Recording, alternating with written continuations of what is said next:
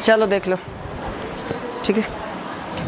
इसके पहले आपने पढ़ा हुआ था कार्डेटा संघ के बारे में, उसे 3 उपसंघों में विभाजित किया गया था।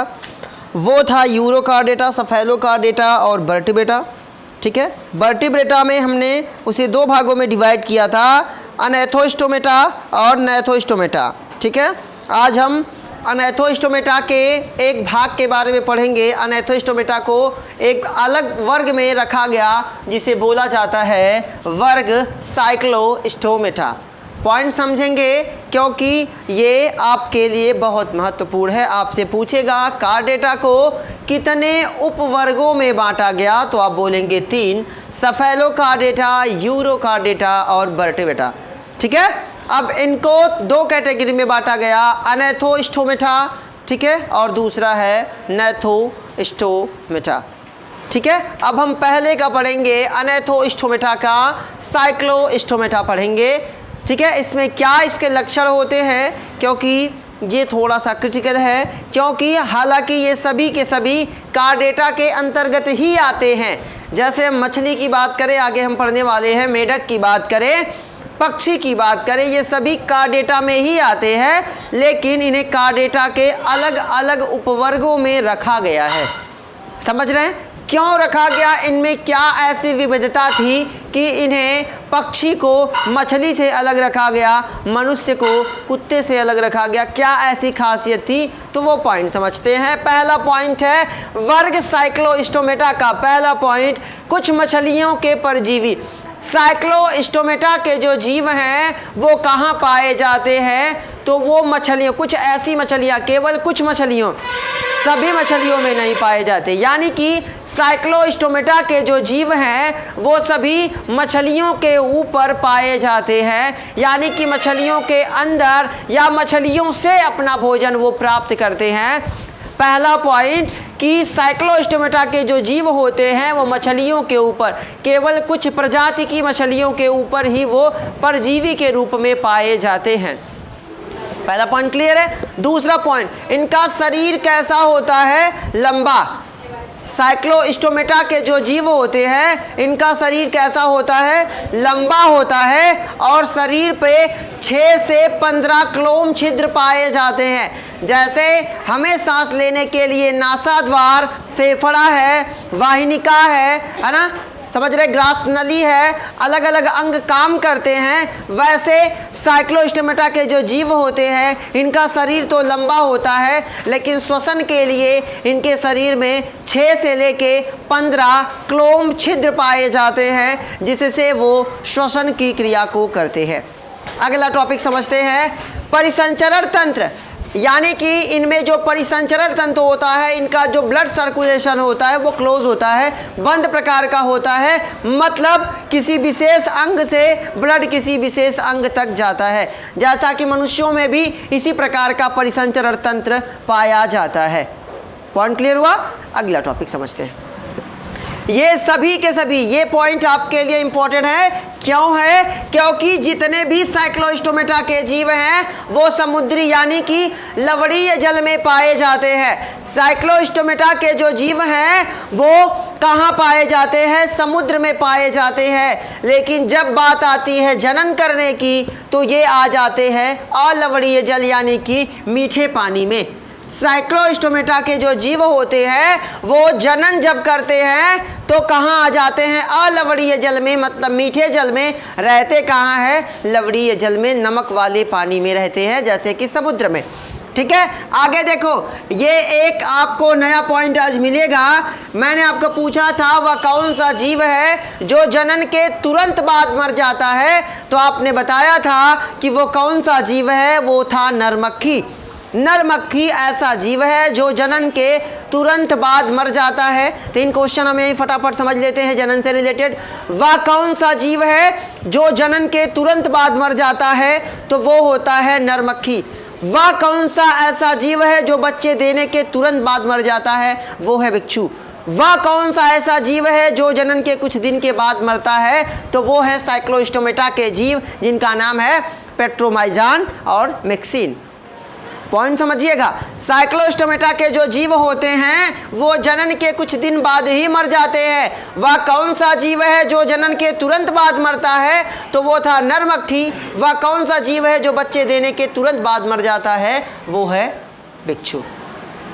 हालांकि जो बिच्छू के बच्चे जब वो जन्म लेते हैं तो वो डंक मार के माता पहले मर जाती है, वो जन्म बाद में लेते हैं, ठीक है, क्योंकि वो उसी का भक्षण करके ही पैदा होते हैं। अगला टॉपिक समझिए कि ये क्या होते हैं? समुद्रीय होते हैं, लेकिन जनन कहाँ करते हैं? अलवणीय जल में, मतलब ऐसा जल जिसमें नमक की मात्रा नहीं पाई जाती, यानी कि मीठे पानी में। लेकिन अब जनन के कुछ दिन के बाद क्या हो जाते हैं? मर जाते हैं। और लार्वा कुछ दिन के बाद, लार्वा क्या होता है भाई? देखिए, जनन दो तरीके का, निषेचन दो तरीके का होता है। एक होता है आंतरिक, एक होता है बाह्य। मेढक आप जानते हैं लगभग एक बार में 2,500 से 3,000 अंडे देती है ना, लेकिन कैसे देती है? तो वह लार्वा, उसमें लार्वा होता है, उनका अंडाणु और शुक्राणु शरीर के बाहर मिलता है और समुद्र की सतह पर वो तैरता रहता है और वहाँ से वो मेढक पनपते हैं, आगे चल के बड़े होते हैं। उसी प्रकार से इनका लार्वा क्या होता है? देखो इधर देखो पॉइंट, ये कहाँ होते हैं? लवणीय जल में, मतलब समुद्र में। जनन कहाँ होता है? अलवणीय जल में। तो ये लवणीय जल में कैसे पहुँचेंगे? तो इनका जो लार्वा होता है वो कुछ समय के बाद, कायांतरण, कुछ समय के पश्चात फिर कहाँ पहुँच जाते हैं? समुद्र में पहुँच जाते हैं। समझ गए? अब ये समुद्र में पहुँच गए तो फिर क्या हो जाएंगे? समुद्र में पहुँच जाएंगे, फिर जनन होगा, फिर वो आएंगे अलवणीय जल में जनन के लिए, फिर वो चले जाएंगे। ऐसी प्रोसेस लगातार चलती रहती है साइक्लोस्टोमेटा के वर्ग के जीवों में। इसका एग्जाम्पल है पेट्रोमाइजान और दूसरा है मिक्सिन। पॉइंट समझ में आ गया? बेसिक था, थोड़ा सा क्रिटिकल था, कुछ पॉइंट आपके लिए, ठीक है। अगला टॉपिक समझते हैं, वर्ग कॉन्ट्रिक्थीज। वर्ग, अभी देखिए आपका 3-4 ठो और बचा हुआ है। जैसे आपका बचा हुआ है एम्फीबिया वर्ग, ठीक है, स्तनी वर्ग, पक्षी वर्ग बचा हुआ है। इसके बाद बचा है ओस्ट्रिकथीज, हाँ ओस्ट्रिकथीज बचा हुआ है, ठीक है, वो हम पढ़ेंगे। तो पहले हम कॉन्ट्रिक्थीज पढ़ लेते हैं, इसके बाद हम पढ़ेंगे ओस्ट्रिकथीज, और उसके बाद हम पढ़ेंगे पक्षी वर्ग, स्तनी वर्ग और सरीसृप, बहुत सारा बचा हुआ है। फिलहाल समझते हैं कॉन्ट्रिक्थीज, ठीक है। क्या होते हैं कॉन्ट्रिक्थीज? इनकी पहचान क्या होती है? तो सभी के सभी समुद्रवासी, सभी के सभी क्या होते हैं? समुद्रवासी, यानी कि जो वर्ग कॉन्ट्रिक्थीज के जीव होते हैं वो समुद्र में पाए जाते हैं। शरीर कैसा होता है? धारा रेखित, ये है धारा रेखित। धारा, आसानी से धारा को काट के ये गुजर सके। नाव को देखते हैं ना, नाव कैसी होती है? धारा रेखित। कभी ऐसी कोई नाव देखा चरकुन्ना वाली ऐसे सामने से पूरा? क्योंकि वो धारा को काटेगी नहीं, धारा उसको बल्कि अपने साथ बहा के लेके चली जाएगी। अगर आप धारा के हिसाब से, अगर आपका शरीर नुकीला होता तो आप आसानी से बह जाते, समझ रहे? आसानी से धारा को काट देते। आप देखते हैं भाई, जो सुई वगैरह होती है, अगर सुई चरकुन्ना होती तो जाती, पता चल तलवार से करना हो तो इधर से फाड़ के सुई हिलाएंगे, इधर से निकालेंगे, और इधर से पता इतना सीना है तो इतना फाड़ दिए। होगा कि नहीं होगा भाई? क्योंकि वो क्या होता है, नुकीला इसलिए बनाया जाता है ताकि वो धारा रेखित हो, वो आसानी से सिला जा सके, ठीक है। तो जो वर्ग कॉन्ट्रिक्थीज के जीव होते हैं सभी के सभी समुद्र में पाए जाते हैं और इनका शरीर धारा रेखित होता है, मतलब धारा के विपरीत भी ये आसानी से तैर सकते हैं। भाई समुद्र में पाए जाने वाले तो तैरबे करेंगे, ठीक है। आगे पृष्ठरज्जु चिरस्थायी, ठीक है। पृष्ठरज्जु जो इनका स्पाइनल कार्ड होता है, यानी नोटो कार्ड, यानी रीढ़ की हड्डी जो होती है वो चीर, चीर का मतलब लंबे समय तक, स्थायी का मतलब रहने वाली। इनकी मैंने आपको बताया था रज्जुकी और रज्जुकी में वे जीव जिसमें क्या बोलते हैं, भ्रूणी अवस्था में या जीवन की कुछ अवस्था तक केवल रीढ़ की हड्डी रहती है, बाद में कुछ दिन के बाद वो गायब हो जाती है। लेकिन वर्ग कॉन्ट्रिक्थीज जो जीव हैं इनमें क्या होता है, इसके जो जीव हैं इनमें जो रीढ़ की हड्डी होती है वो चिरस्थायी होती है, लंबे समय तक पाई जाती है, ठीक है। अगला, ये सभी की सभी क्या होती है? मछलियाँ, मतलब वर्ग कॉन्ट्रिक्थीज में सभी मछलियों को रखा गया है। लेकिन ये मछलियों से कैसे अलग है वही हम समझ रहे हैं, ठीक है। आगे ये इनके जबड़े क्या होते हैं? बहुत शक्तिशाली। जिस प्रकार से मगरमच्छ के जबड़े होते हैं वैसे इनके जबड़े होते हैं। इनके जबड़ों के किनारे किनारे पे आपको दांत के जैसी संरचनाएं दिखेंगी जो शिकार करने में मदद करती है, समझ रही हैं? इनका जो जबड़ा होता है वो बहुत ज़्यादा लंबा होता है, जैसे मेरा हाथ है इतना लंबा उनका जबड़ा होगा। इस पे जगह जगह क्या होगा? कांटे जैसी संरचनाएं होंगी, ठीक है। आगे हम बात करते हैं इनका जबड़ा क्या होता है, बहुत शक्तिशाली। अगला पॉइंट, वायुकोश। इनमें कोई फेफड़े वगैरह जैसी संरचना नहीं पाई जाती, जिसकी वजह से ये लगातार क्या करते हैं? तैरते रहते हैं। वरना ये ऑक्सीजन थोड़ा सा रख लेते। जैसे हम लोग क्या करते हैं, अगर हमें पानी में तैरना हो तो हम नहीं कहते हम एक बार डूबेंगे तो जितनी ऑक्सीजन रहती है तब तक डूबे रहते हैं, जैसे ही ऑक्सीजन कम पड़ता है हम बाहर आते हैं। लेकिन इनके अंदर ऐसा कुछ नहीं होता, इनमें वायु कोश होता ही नहीं, जिसकी वजह से ये लगातार तैरते रहते हैं। अगर ये तैरेंगे नहीं तो क्या होगा, इनके वायु कोश में क्या भर जाएगा, इनके शरीर के अंदर क्या घुस जाएगा, पानी घुस जाएगा और ये डूब के मर जाएंगे।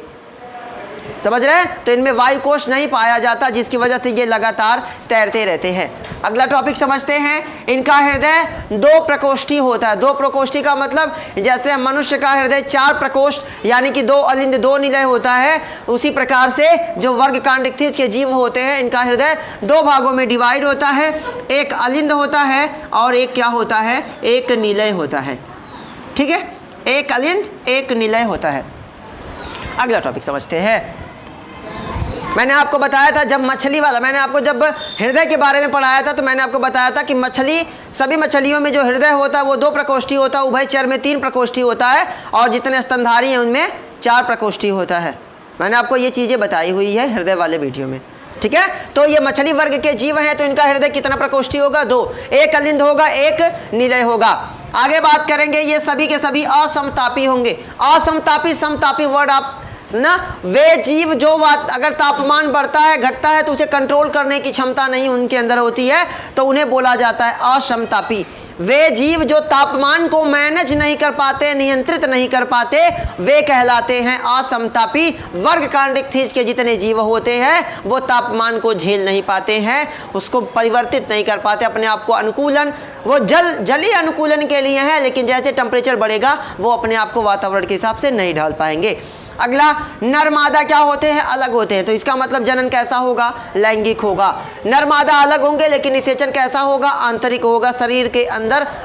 जैसे इसके पहले आपने साइक्लोस्टोमेटा में पढ़ा था, कैसा था ये निषेचन, कैसा होगा, बाह्य। लार्वा वाला है तो भाई ये बाह्य होगा। ठीक है, जबकि इसमें वर्गकांडिक थीज के जो जीव होते हैं नर मादा अलग अलग होते हैं और निषेचन कैसा होता है, इनमें आंतरिक होता है। अगला टॉपिक समझते हैं, ये क्या होते हैं, अधिकांश जरायुज। मैंने आपको अंडयुज जरायुज बताया हुआ है। वे जीव जो अंडे देते हैं या वे जीव जिनका निर्माण, जिनका विकास जो अंडे से निकले हुए हैं उन्हें अंडयुज बोलते हैं, और वे जीव जो परिपक्व बच्चे को जन्म देते हैं और उन्हें अपना दूध पिलाते हैं उन्हें हम बोलते हैं जरायुज।